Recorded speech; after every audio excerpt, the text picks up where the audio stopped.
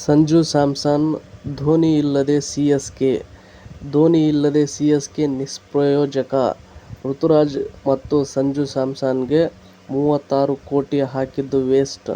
ಈ ವಿಡಿಯೋದಲ್ಲಿ ಈ ಮಾಹಿತಿಯ ಬಗ್ಗೆ ಸಂಪೂರ್ಣವಾಗಿ ತಿಳಿದುಕೊಳ್ಳೋಣ. ಮಿಸ್ ಮಾಡದೆ ಈ ವಿಡಿಯೋವನ್ನು ನೋಡಿ ಮತ್ತು ನಿಮಗೆ ಯಾವ ಉದ್ಯೋಗದ ಬಗ್ಗೆ ಮಾಹಿತಿ ಬೇಕು ಎಂಬುದನ್ನು ಕಮೆಂಟ್ನಲ್ಲಿ ತಿಳಿಸಿ. ಹಾಗೆ ಈ ವಿಡಿಯೋ ಇಷ್ಟವಾದರೆ ಸಬ್ಸ್ಕ್ರೈಬ್ ಆಗಿ.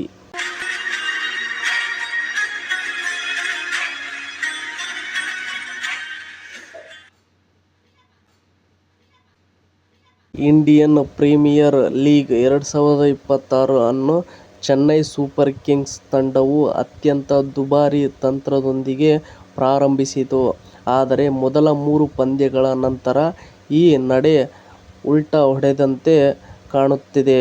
ರಾಜಸ್ಥಾನ್ ರಾಯಲ್ಸ್ ಜೊತೆಗಿನ ಪ್ರಮುಖ ವ್ಯಾಪಾರ ಒಪ್ಪಂದದಲ್ಲಿ ಸಿ.ಎಸ್.ಕೆ ಸಂಜು ಸ್ಯಾಮ್ಸನ್ ಅವರನ್ನು 18 ಕೋಟಿಗೆ ಸಹಿ ಹಾಕಿತು. ಸಂಜು ಮತ್ತು ನಾಯಕ ಋತುರಾಜ್ ಗಾಯಕ್ವಾಡ್ 18 ಕೋಟಿಗೆ ಉಳಿಸಿಕೊಂಡ ಜೋಡಿಯನ್ನು ಬಳಸಿಕೊಂಡು ಎದುರಾಳಿ ಬೌಲರ್ಗಳನ್ನು ಬೆವರು ಸುರಿಸಬೇಕೆಂಬುದು ಆಡಳಿತ ಮಂಡಳಿಯ ಯೋಜನೆಯಾಗಿತ್ತು. ಅದರಂತೆ 36 ಕೋಟಿ ಮೌಲ್ಯದ ಈ ಆರಂಭಿಕ ಜೋಡಿಯ ಮೇಲೆ ಅಭಿಮಾನಿಗಳು ಹೆಚ್ಚಿನ ನಿರೀಕ್ಷೆ ಇಟ್ಟಿದ್ದರು. ಆದರೆ ವಾಸ್ತವ ಇದಕ್ಕೆ ವಿರುದ್ಧವಾಗಿದೆ.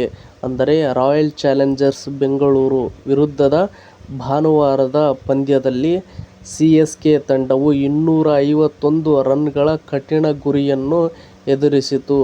ಇಷ್ಟು ದೊಡ್ಡ ಮೊತ್ತವನ್ನು ಬೆನ್ನಟ್ಟಲು ಬಲವಾದ ಆರಂಭದ ಅಗತ್ಯವಿತ್ತು. ಆದರೆ ಸಂಜು ಸ್ಯಾಮ್ಸನ್ ಮತ್ತು ಋತುರಾಜ್ ಗಾಯಕ್ವಾಡ್ ಜೋಡಿ ಮತ್ತೊಮ್ಮೆ ನಿರಾಶೆಗೊಳಿಸಿತು ಮತ್ತು ನಾಯಕ ಋತುರಾಜ್ ಕೇವಲ 7 ರನ್ಗಳಿಗೆ ಔಟಾದರು ಮತ್ತು ಸಂಜು ಸ್ಯಾಮ್ಸನ್ ಕೇವಲ 9 ರನ್ಗಳಿಗೆ ಪೆವಿಲಿಯನ್ ಸೇರಿಕೊಂಡರು. ಇವರಿಬ್ಬರ ಕಳಪೆ ಪ್ರದರ್ಶನದೊಂದಿಗೆ ಸಿ.ಎಸ್.ಕೆ ತಂಡದ ಪವರ್ ಪ್ಲೇ ಸಂಪೂರ್ಣ ವಿಫಲವಾಯಿತು ಮತ್ತು ತಂಡವು ಪಂದ್ಯದ ಆರಂಭದಲ್ಲಿಯೇ ರೇಸ್ನಿಂದ ಹೊರಬಿತ್ತು. ಇನ್ನು ಸಂಜು ಮತ್ತು ಋತು ಮೊದಲ 2 ಪಂದ್ಯಗಳಲ್ಲಿಯೂ ವಿಫಲ.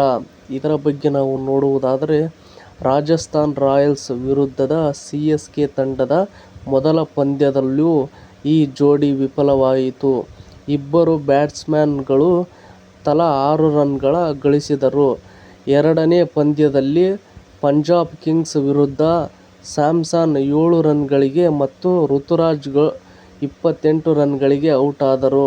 ಪರಿಣಾಮವಾಗಿ ಈ ಜೋಡಿ ಮೊದಲ 3 ಪಂದ್ಯದಲ್ಲಿ ಸಂಪೂರ್ಣ ವಿಫಲವಾಯಿತು.